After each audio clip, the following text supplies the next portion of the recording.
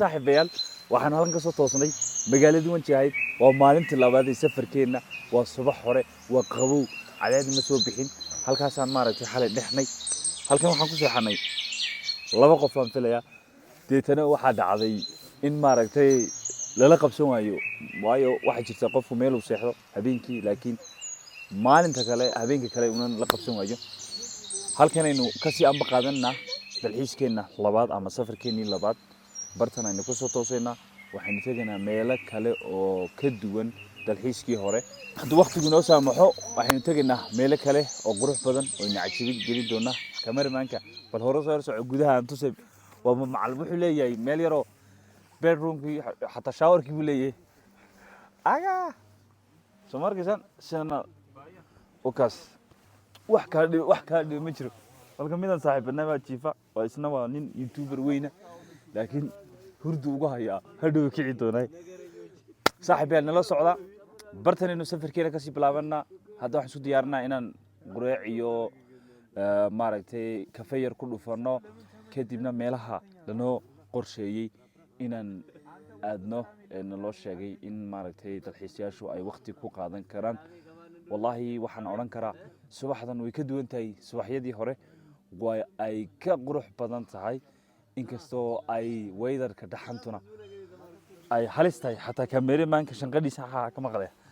let's go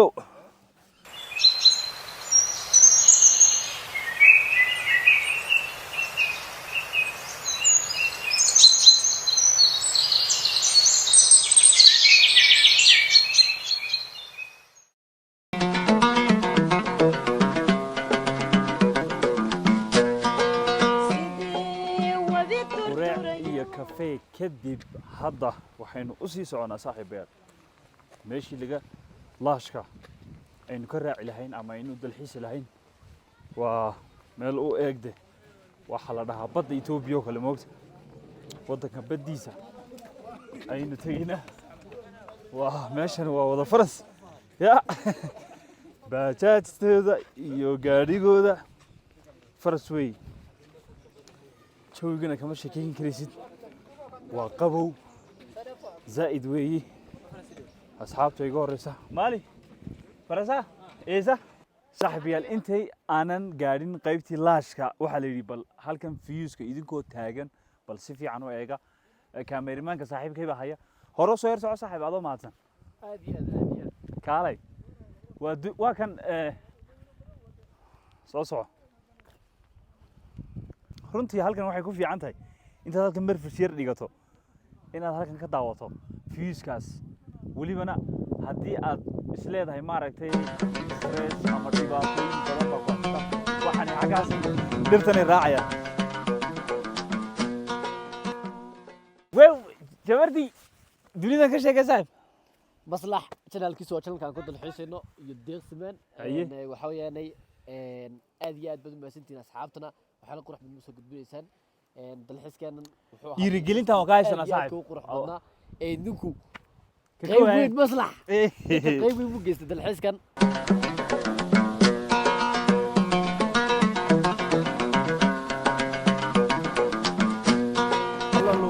هلا لوجيو بكرة على ماشي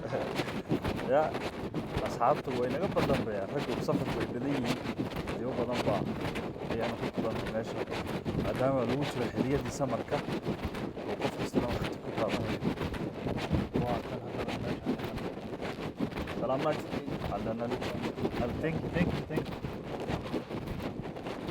ماشي أكيد بحر مريني إنك صار أما غيب لقى جل فيها ay ka soo socoto halkan iga dambeeya saaxiibayaal fiiska aad arkaysaan waa biyaha aynu ku dalxiisi doonaa maanta aad bay u yihiin qaybtan kalena waa kayn kale oo jangalka sida jangalada Latin America oo kale assalaamu calaykum war subax wanaagsan baan inii subax wacdo wanaagsan saaxiib kala meel baan ka soo kala toosanay saaka ereyga galatooma saaka dhan ku celcelinaysi markan xataa jiifay haye ereyga galatooma waa erey oromaa oromo waay wallahi erey baan ka bartay luqadda oromada ay ku hadasho kam jirta akam jirta maxay tahay macnaheedu see tahay way fiya oo kifaya waa fiicana fiicana waay fardaas soo socda fartu waa bajaaja magaaladan waa bajaaj magaalada waa kuwayna dhaafay iska daa iska maya way dhaafa way arkaysa farda fula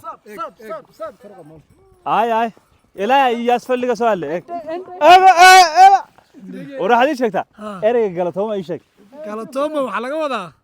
soo bari camal habeen wanaagsan halka oo dhex fadhida commentiga noo sheega galatooma ereyga laga wado anu waan garanayaa laakiin saaxiibkay waa sax yani oo maaragtay caafimaad loo keenay magaalada Addis Ababa oo aad jeesar iska dhigay baasaboorkiisa xagga dambe ku haysta sharafi garaawo xageena ku socnaa hadda asxaabta anu soo sheegay waa u taasoo qayb leykisa oo harasa u taqaanin ama waro qofas u yaqaana meel balli ama qofas u yaqaana meel biyo already biyo yaalan waa si barmeena soo qaadano waa kuwan halka naga dambayso way صح already marka waqtigan qaadan rabnaa صح de waan la socon doontii muuqaal qurux badan anagoo kaxaynayn let's go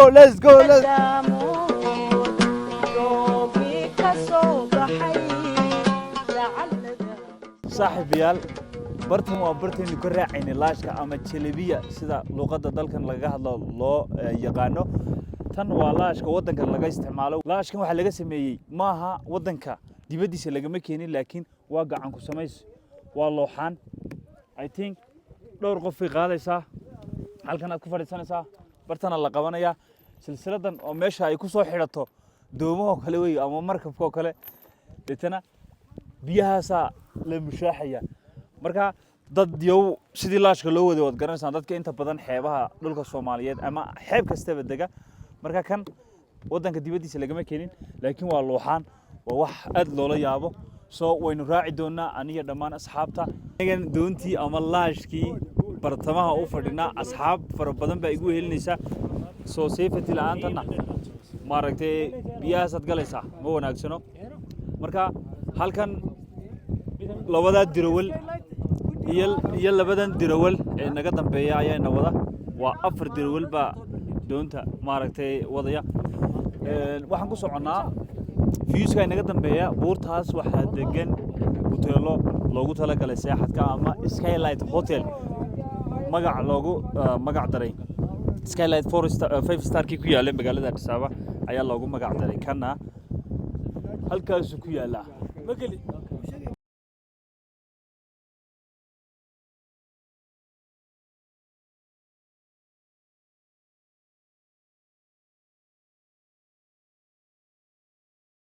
soo gaarnay meeshii aan ku hawlin ninka deeqsa uu ka bacaqaya inuu bridge-ka wallahi uu dul maro wadno is haya taa waxa iga daran daalka aan soo marnay iyo rafaadka aan soo marnay iyo roobka da'ay bilaataanka dhiis bay iga daayay imka roobka soo daayay bismillah hada bridge-kaas ka baqaya laakiin waxa weeyaan waqti aad u qurux badan baan qaadanay waan dalxiisnay maanta hadduu dalxiis wax tarayo waxaan dalxiis ku jirnaa 11 saacadood saan saaka u soo galnay ilaa hadda joogno cabsida inaga daayo hore aan socono bridge-kaas inuu tagay guys markaysan good job kaas la fuulay sax markaysan halis waaye bridge-kaas laga talaabaya waa bridge loogu tala galay in daanta shil lagu gaaro daanta shisha iyo meesha riskigeega iyo cabsideeda ayaan eegayna wadarkan roob noo daaya wow sharp wow عايز والله قاعد فيني هذا قاعد والله روح يا بريز قاعد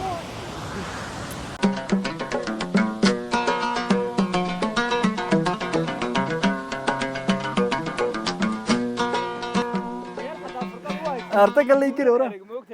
بس waxay lahaayeen geed baa filayaan iyo hada kaba ها يرتو قدو عندي أي نور saaxiibayaal waxaanu soo soconnaba bridge-ka waan ka imanay halkan hadda waxaan imanay waa meel dhiiqo jirka la ismarinayo saad u jeedaanba waa caafimaad waxay dhaheen dadkan deegaanka degan hoosta waa kulayl dhiiqadan ama maaragtay dhiidhigan marka la ismariyo jirka maqaarka jirka xanuunada ku yaala ayaa maaragtay ka tirtirmaya caafimaad bay ka helayaan wadarkaysaa say isku marmarinayaan kadibna waxay tegayaan meel biyo dhaca ama waterfall la dhaho oo kulul oo Nigeria taasay ku qabaysanayaan kor baa loo soconaya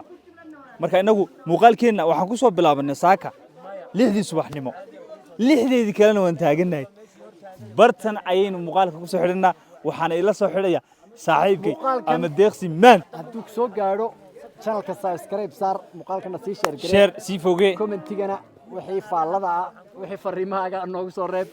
muuqaalada welcome to the 20